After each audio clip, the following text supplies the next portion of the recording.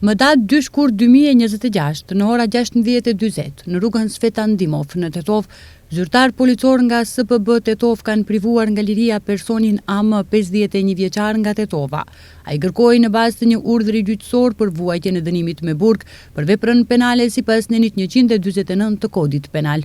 Personi është dërguar në institucionin dëshkues përmirësues burgu i Tetovës për vuajtjen e dënimit. Dje në ora 12 në sektorin e punëve të brendshme Tetov, 47 vjeçari FJ nga fshati Pallatice Tetovës ka denoncuar se rreth orës 10 në një shkollë të mesme në Tetov, vajza e tij e mitur është sulmuar fizikisht nga një nxënëse tjetër më e rritur e së njëjtës shkollë. Po merren masa në zbardhjen e plotë dhe dokumentimin e rastit. Dje rreth orës 22:20 në sektorin e punëve të brendshme Tetov, ZX 41 vjeçar nga fshati Reqice Vogël e Tetovës ka denoncuar se në rrugën Iliria në Tetov, pas një fjalosjeje të shkurt, djali i tij mitur është sulmuar fizikisht nga 2 persona të mitur nga fshati Reqice Madhe e Tetovës.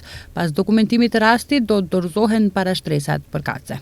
Gjatë ditës së djeshme në zonën e SPB Tetov është realizuar kontroll i automjeteve dhe shoferëve. Gjatë kontrollit janë sankcionuar 21 shofer për parkim të parregullt. Gjithashtu janë sankcionuar dhe 22 kundërvajtje të tjera në trafik. Tetov 17 dhe Gostivar 5.